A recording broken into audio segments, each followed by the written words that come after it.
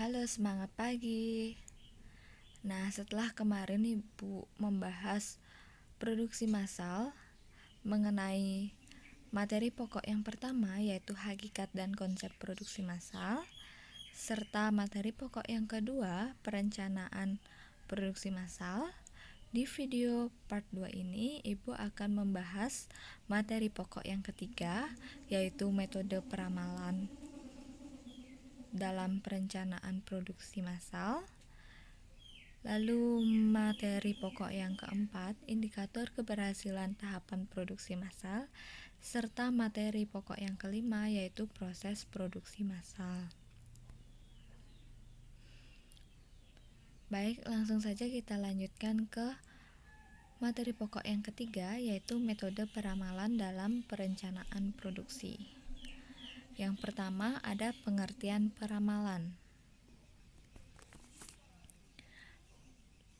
Nah, peramalan ini adalah proses untuk memperkirakan berapa kebutuhan di masa mendatang yang meliputi kebutuhan dalam ukuran kuantitas, kualitas, waktu, dan lokasi yang dibutuhkan dalam rangka memenuhi permintaan barang maupun jasa.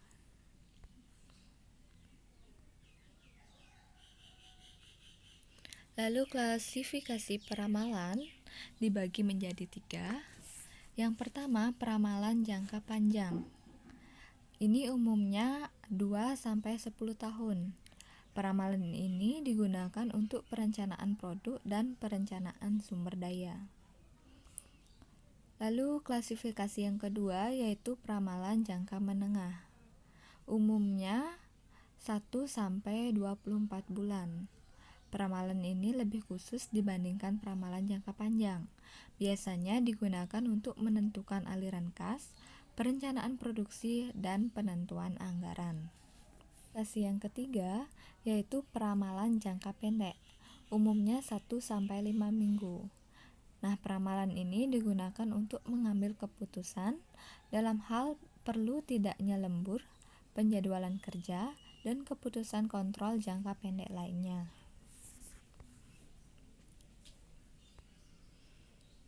Selanjutnya yaitu tujuan peramalan. Tujuan antara lain yang pertama untuk menentukan kebutuhan dan ukuran perluasan pabrik. Yang kedua, menentukan perencanaan jangka menengah produk yang ada untuk diproduksi dengan fasilitas yang ada. Dan tujuan yang ketiga, menentukan penjadwalan jangka pendek dari produk yang ada untuk diproduksi dengan peralatan yang ada.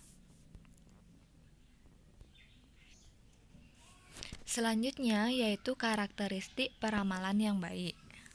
Peramalan yang baik mempunyai beberapa kriteria yang penting, antara lain yang pertama ada akurasi. Nah, peramalan yang baik tersebut harus akurat atau tepat. Keakuratan dapat diukur dari kebiasaan dan konsistensi peramalan tersebut.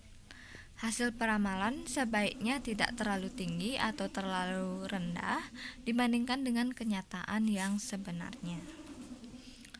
Peramalan yang terlalu rendah akan mengakibatkan kekurangan persediaan sehingga permintaan konsumen tidak dapat dipenuhi segera. Karakteristik yang kedua yaitu biaya. Peramalan yang baik juga harus memperhatikan masalah biaya.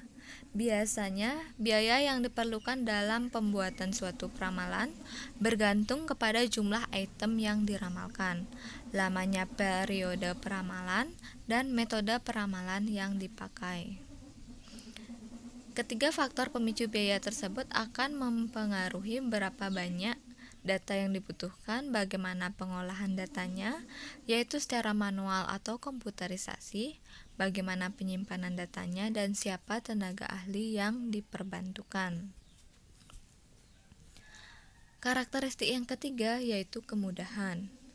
Penggunaan metode peramalan harus disesuaikan dengan kondisi perusahaan. Artinya, penggunaan metode peramalan yang sederhana, mudah dibuat dan mudah diaplikasikan akan memberikan keuntungan bagi perusahaan. Sebaliknya, metode yang canggih tetapi tidak dapat diaplikasikan pada sistem perusahaan hanya akan membebani perusahaan.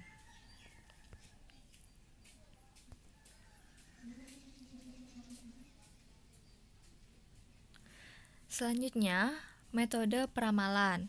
Ini dibagi menjadi dua metode. Yang pertama peramalan subjektif, yang kedua peramalan objektif. Nah, peramalan subjektif ini merupakan peramalan yang lebih menekankan kepada keputusan-keputusan hasil diskusi, pendapat pribadi ataupun intuisi yang meskipun kelihatannya kurang ilmiah tetapi dapat memberikan hasil yang baik. Peramalan subjektif dibagi menjadi dua metode. Yang pertama ada metode Delphi. Itu merupakan cara sistematis untuk mendapatkan keputusan bersama dari suatu kelompok yang terdiri dari para ahli dan berasal dari disiplin yang berbeda. Mereka tidak hadir dalam satu forum diskusi, tetapi diminta pendapatnya secara terpisah dan tidak boleh saling berunding. Lalu metode peramalan subjektif yang kedua yaitu metode penelitian pasar. Metode ini mengumpulkan dan menganalisa fakta secara otomatis pada bidang yang berhubungan dengan pemasaran.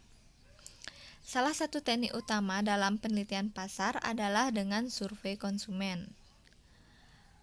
Nah, survei ini dapat melalui sampel dengan kuesioner. Selanjutnya, peramalan objektif. Peramalan objektif merupakan prosedur peramalan yang mengikuti aturan-aturan matematis dan statistik dalam menunjukkan hubungan antara permintaan dengan satu atau lebih variabel yang mempengaruhinya. Peramalan objektif ini terdiri atas dua metode. Yang pertama, metode intrinsik.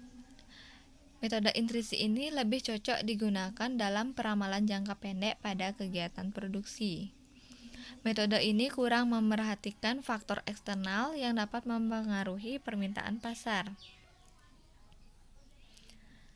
Lalu yang kedua, metode ekstrinsik. Kebalikan dari yang tadi, metode ekstrinsik ini lebih cocok digunakan dalam peramalan jangka panjang. Dalam peramalannya, metode ini mempertimbangkan faktor-faktor eksternal yang mungkin dapat mempengaruhi besarnya permintaan di masa yang akan datang. Selanjutnya, analisis deret waktu.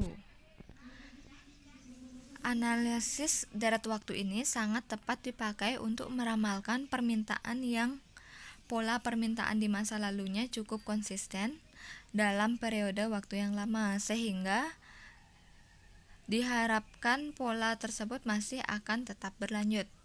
Permintaan di masa lalu pada analisis deret waktu akan dipengaruhi oleh keempat komponen utama. Yang pertama ada tren atau T, cycle atau C, season atau S, dan random atau R. Nah, yang pertama ada tren atau kecenderungan. Tren merupakan sifat dari permintaan di masa lalu terhadap waktu terjadinya. Tren menunjukkan apakah permintaan cenderung mengalami kenaikan, penurunan, atau konstan. Yang kedua ada cycle atau siklus. Permintaan suatu produk dapat memiliki siklus yang berulang secara periode, biasanya lebih dari 1 tahun.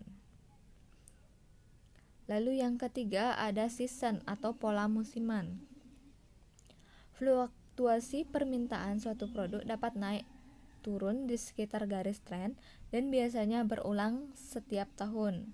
Pola ini biasanya disebabkan oleh faktor cuaca, musim libur panjang, dan hari raya keagamaan yang akan berulang secara periode setiap tahunnya. Lalu yang keempat ada random atau variasi acak. Permintaan suatu produk dapat mengikuti pola bervariasi secara acak yang disebabkan adanya faktor-faktor tertentu seperti adanya bencana alam, bangkrutnya perusahaan pesaing, promosi khusus, dan beberapa kejadian lainnya yang tidak mempunyai kecenderungan pola tertentu.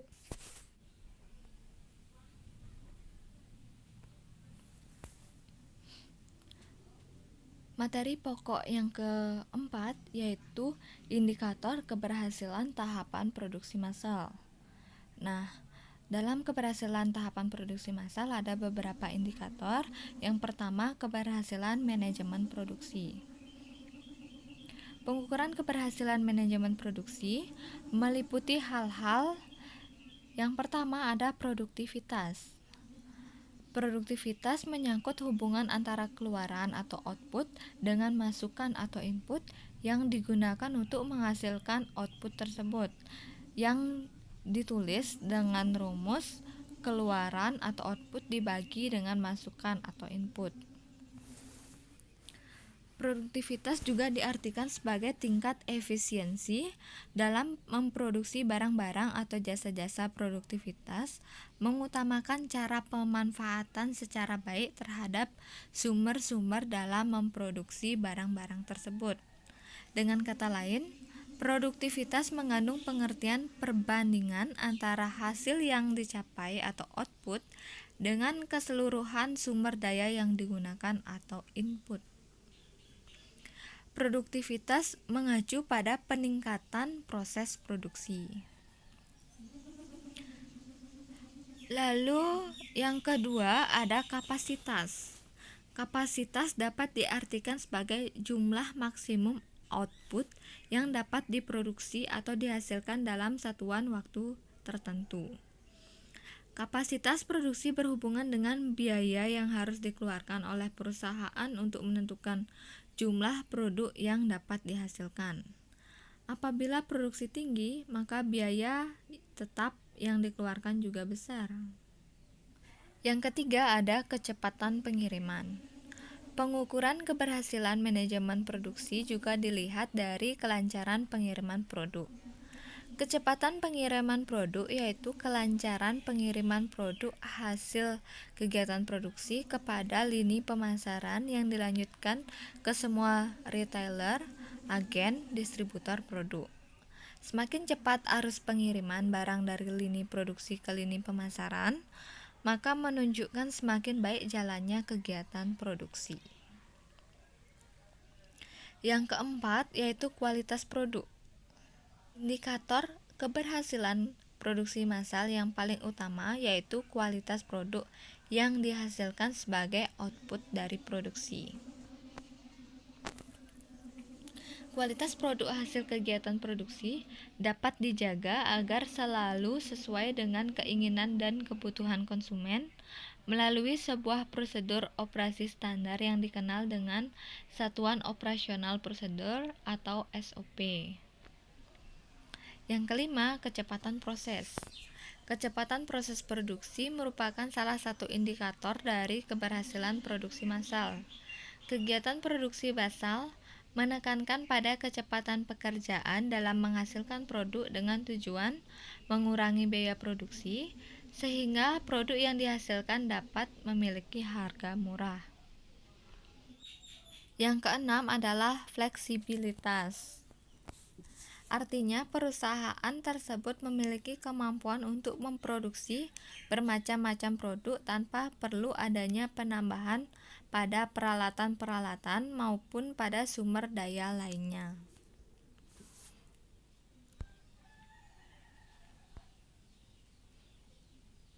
Indikator keberhasilan yang kedua adalah ukuran kinerja sistem produksi. Bertitik tolak pada tanggung jawab manajemen produksi, maka ukuran kinerja suatu sistem operasi atau produksi dapat diukur dengan hal sebagai berikut. Yang pertama ada ongkos produksi. Ongkos produksi ini meliputi semua biaya yang dikeluarkan untuk menghasilkan produk atau jasa hingga ke tangan konsumen. Yang kedua ada kualitas produk atau jasa. Umumnya konsumen memilih produk atau jasa dengan kualitas yang baik, tetapi harganya yang terjangkau. Oleh sebab itu, baik buruknya suatu sistem produksi juga diukur dari kualitas produk atau jasa yang dihasilkan.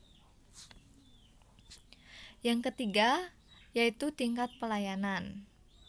Untuk menilai Pelayanan sistem produksi kepada konsumen, baik atau tidak, banyak dipengaruhi faktor-faktor kualitatif seperti ketersediaan produk, kemudahan dalam mendapatkan produk, serta kecepatan pelayanan. Indikator keberhasilan yang ketiga yaitu ukuran kinerja produktivitas mesin. Untuk mengukur kinerja produktivitas mesin, umumnya perusahaan menggunakan tool OEE atau Overall Equipment Effectiveness. Produktivitas erat kaitannya dengan keuntungan perusahaan. Dengan menggunakan OEE membantu mengukur seberapa dekat posisi perusahaan dengan kondisi produksi yang sempurna. Adapun langkah untuk mengukur keefektifan program OEE, yang pertama ada mulai dari pengukuran manual. Kedua, fokus pada kerugian. Ketiga, tetapkan target tambahan. Yang keempat, memantau segala kendala yang ada.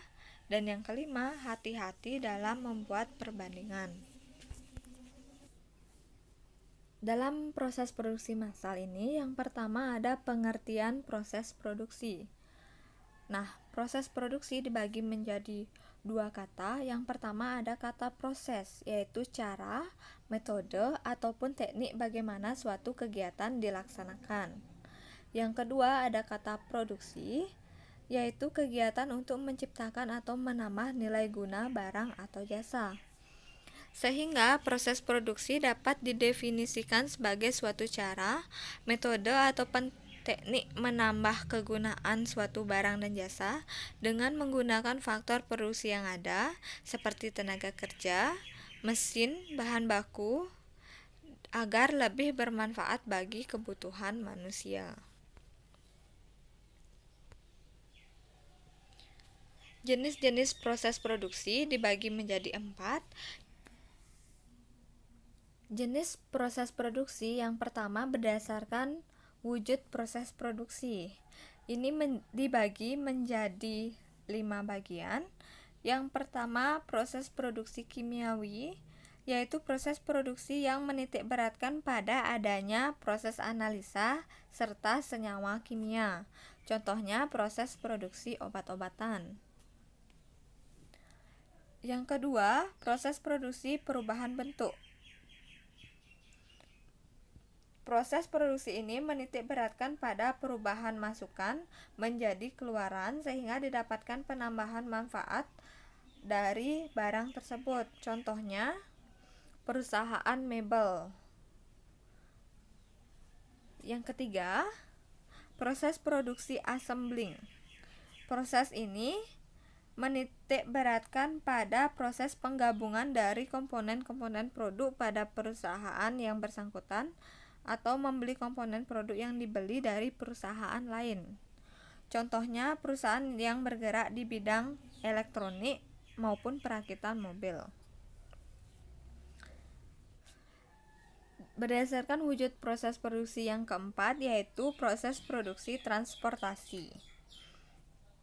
Proses produksi yang menciptakan jasa atau pelayanan pemindahan tempat baik berupa barang ataupun manusia.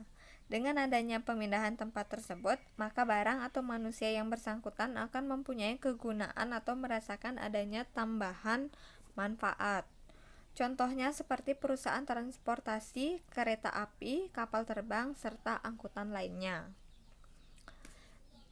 Yang kelima, proses produksi penciptaan jasa administrasi. Suatu proses yang memberikan jasa administrasi kepada perusahaan atau lembaga yang membutuhkan. Contohnya lembaga konsultan manajemen dan akuntansi, biro konsultan manajemen, dan lainnya. Lalu jenis produksi berdasarkan arus proses produksi dibagi menjadi 3. Yang pertama, proses produksi terus-menerus. Proses produksi barang atas dasar aliran produk dari suatu operasi ke operasi berikutnya tanpa penumpukan di suatu titik dalam proses. Pada umumnya, industri yang cocok dengan tipe ini adalah yang memiliki karakteristik yaitu output direncanakan dalam jumlah besar, seperti produksi massal contohnya. Yang kedua, proses produksi terputus-putus. Pada jenis ini, produk diproses dalam kumpulan produk bukan atas dasar aliran terus-menerus dalam proses produk ini. Perusahaan yang menggunakan tipe ini umumnya memiliki sekumpulan atau lebih komponen yang siap diproses atau menunggu untuk diproses, sehingga lebih banyak memerlukan persediaan barang dalam proses produksi. Yang ketiga yaitu proses produksi campuran. Tipe proses produksi ini merupakan penggabungan dari proses produksi terus-menerus dan terputus-putus. Penggabungan ini digunakan berdasarkan kenyataan bahwa setiap perusahaan berusaha untuk memanfaatkan kapasitas secara penuh. Lalu yang ketiga, jenis proses produksi berdasarkan penyelesaian proses produksi. Dibagi menjadi 5. Yang pertama, tipe A. Pada tipe proses produksi A, setiap tahap proses produksi yang dilaksanakan dalam perusahaan dapat diperiksa dengan mudah. Pengandalian proses dapat dilaksanakan pada setiap tahap proses sesuai dengan yang dikehendaki oleh manajemen perusahaan yang bersangkutan. Proses produksi tipe B yaitu penyelesaian proses produksi dalam perusahaan bersangkutan akan terdapat beberapa ketergantungan dari masing-masing tahap produksi. Pemeriksaan hanya dapat dilaksanakan pada beberapa tahap tertentu saja. Yang ketiga, proses produksi tipe C. Perusahaan yang menyelesaikan produksinya termasuk dalam kategori proses tipe C adalah perusahaan yang melaksanakan proses penggabungan atau pemasangan. Pelaksanaan proses produksi dalam perusahaan tersebut dilakukan dengan pemasangan atau penggabungan komponen-komponen produk. Yang keempat, proses produksi tipe D.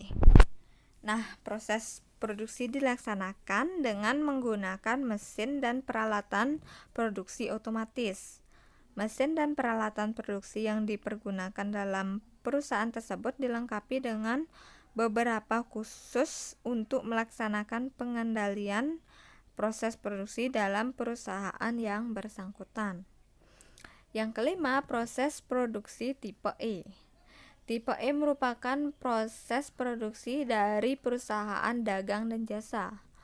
Pelaksanaan proses produksi yang agak berbeda dengan perusahaan semacam ini menjadi agak berbeda dengan beberapa perusahaan yang melaksanakan processing dalam proses produksi yang dilakukan dalam perusahaan yang bersangkutan. Lalu jenis proses produksi yang keempat yaitu berdasarkan bahan mentahnya. Yang pertama ada proses analitik. Nah, proses analitik merupakan suatu bentuk proses yang menciptakan beberapa barang dari suatu jenis bahan mentah atau input.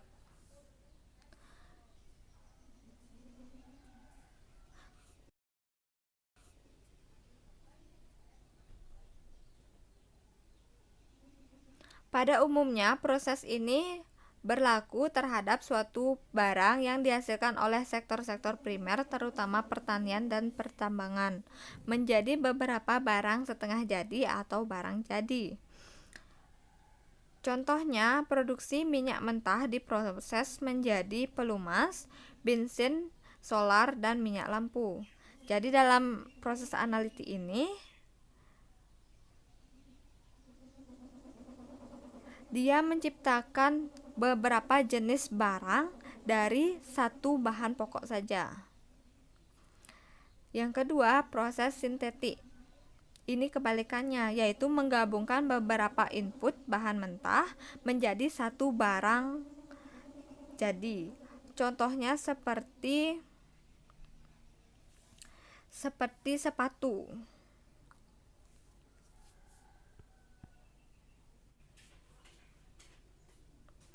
Selanjutnya, tujuan proses produksi. Nah, dalam tujuan proses produksi ini, yang pertama ada meningkatkan efisiensi. Efisien merupakan hubungan antara input dan bahan baku dengan output atau produk. Jika perusahaan dapat menghasilkan barang atau jasa yang lebih banyak, sementara nilai bahan baku tetap, maka telah dikatakan efisiensi telah ditingkatkan. Yang kedua, meningkatkan produktivitas. Produktivitas merupakan ukuran detail atau terinci mengenai efisiensi data perubahan waktu ke waktu. Dengan kata lain, produktivitas merupakan efisiensi dari para pekerja. Produktivitas berkaitan dengan kuantitas barang yang akan diproduksi. Jika sumber daya digunakan dengan cara yang semakin efisien, maka kuantitas output akan menjadi besar. Yang ketiga, meningkatkan kualitas. Perhatian setiap perusahaan pada peningkatan kualitas menjadi sangat penting. Ini dikarenakan kualitas adalah salah satu alasan yang membuat konsumen mau membeli barang suatu perusahaan dan mau menggunakan jasa suatu perusahaan tersebut. Sifat yang subjektif ini menyebabkan perusahaan tidak hanya memproduksi barang yang baik, tetapi harus sesuai dengan apa yang menjadi harapan para konsumen.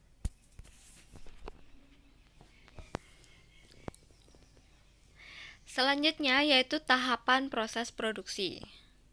Proses produksi pada umumnya melalui beberapa tahapan. Hal ini dilakukan dengan maksud mengadakan spesialisasi pengerjaan produk yang dilakukan. Spesialisasi ini akan mengakibatkan adanya departemenisasi proses produksi. Baik, demikian materi mengenai produksi massal yang telah kita bahas dengan 5 materi pokok. Yang pertama, hakikat dan konsep produksi massal. Materi pokok yang kedua, perencanaan produksi massal yang telah kita bahas di video part 1. Materi yang ketiga, metode peramalan dalam perencanaan produksi massal. Materi yang keempat, indikator keberhasilan tahapan produksi massal, dan materi yang kelima, proses produksi massal yang kita bahas di video part 2 ini. Jadi untuk selanjutnya kita akan membahas materi di bab 2 yaitu perakitan produk.